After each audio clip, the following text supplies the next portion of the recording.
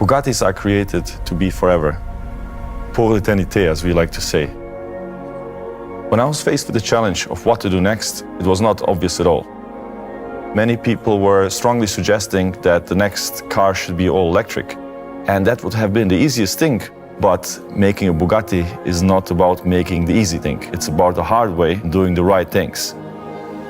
We felt the emotion and power delivery and sound of a naturally aspirated 16-cylinder engine was the right next step for Bugatti.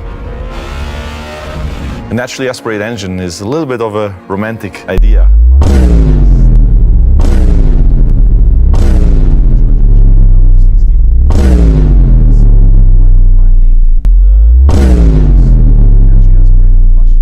And a very powerful electric powertrain.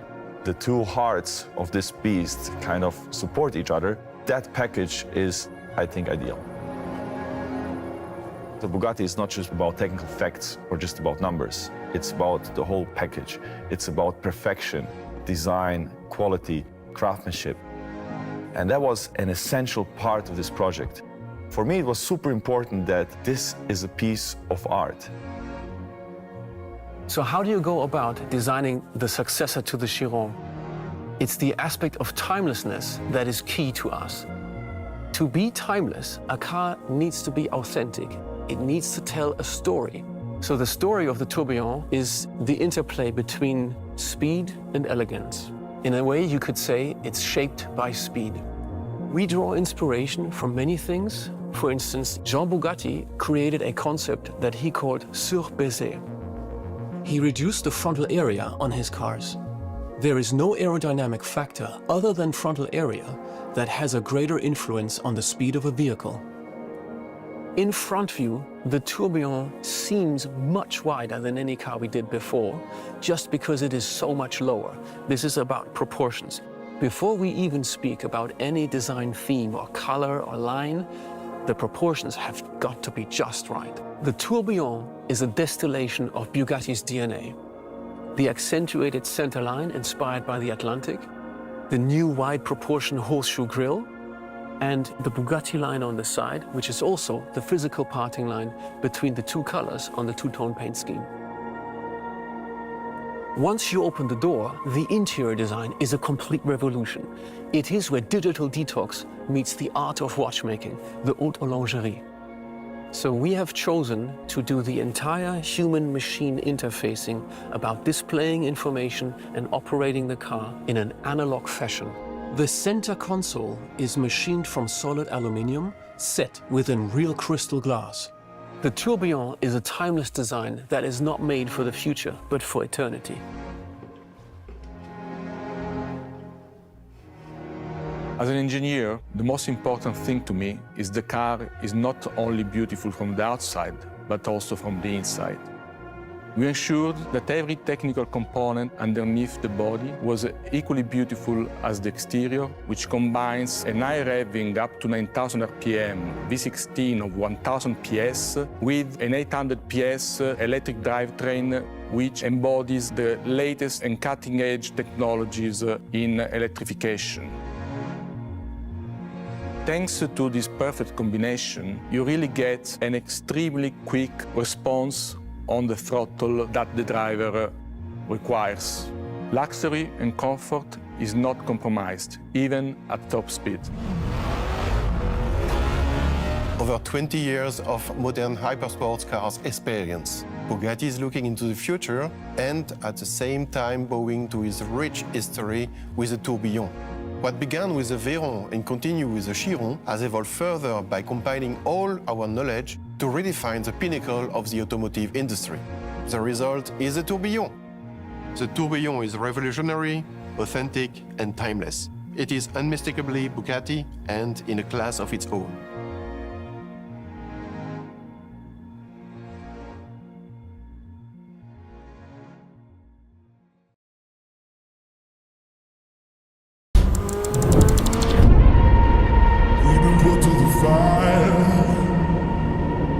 And all that's left is pure as gold and will never break. We know what's at stake, eyes are wide awake, yeah! So why is this type of record interesting? Basically, it condenses all the hard work during 6-7 years. We put everything to the test. Since I'm a mechanic from the beginning, I have a good understanding what needs to be checked before doing these kind of runs. Everything needs to be perfect. Tires, suspension, The gearbox, the clutches, the engine, the aero, the wheels, the brakes, maximum stress, because it is a big performance challenge in one very short period of time. There is no other test like this. That's what makes it exciting. the jesko, you feel everything. The RPM is way higher, it's just screaming. I can't really compare it to another streetcar driven. It's just another level.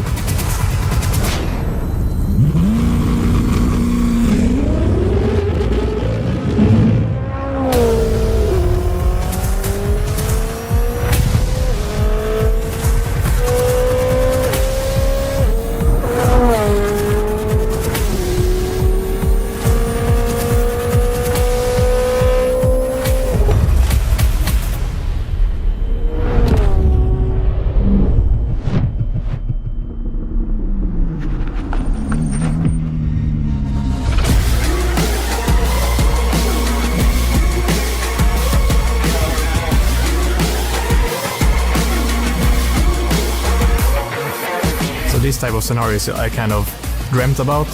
A new world record. We beat ourselves again, which has sort of become a thing for us. To be able to step out of a car and just on a record, hugging my colleagues and so on, that's something you dream about. We will keep on pushing every time, every year, raising the bar.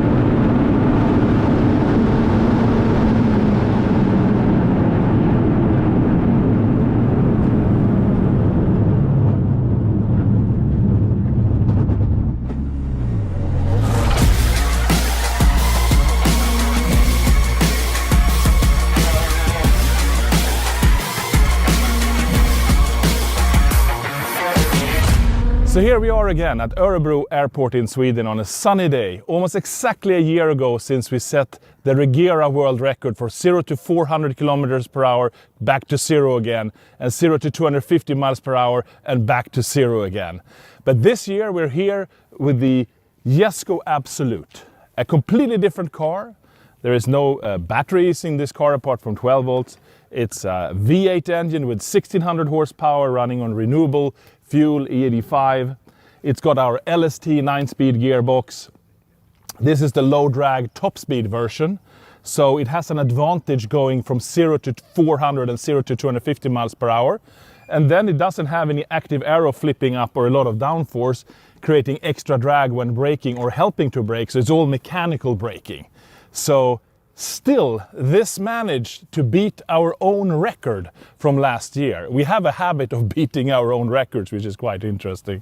But we managed to improve the 0 to 400 and 0 to 250 miles per hour time so much that even though it was 1 second slower in braking without all those aero helps and drag from downforce, the total time still became substantially improved.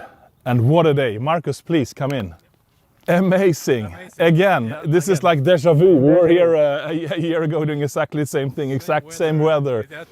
So I guess we need to come back next year. What do you say? What do we bring then? But how was your experience if you compare the two? You have all the gear shifting and then the high-pitch V8 just screaming in the back. So it's more eventful. More visceral. Yeah, more visceral. So let's say, even though the times end up not too different, Exactly.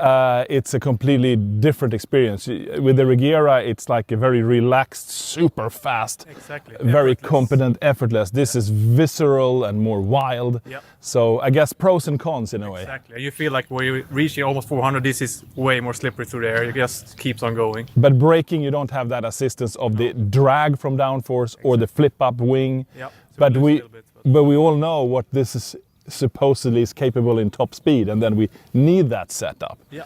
And of course, we want to talk about the top speed record as well. And we have done a lot of preparation. Now it's really down to the tires, to have the tires approved for this speed. Then we will be ready to go.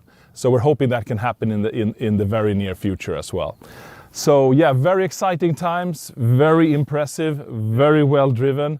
And this is the first time ever a production car has done 0 to 250 miles per hour under 20 seconds, and a beautiful time of 18.8 to 400, and back down again to 0 in 27.83 seconds.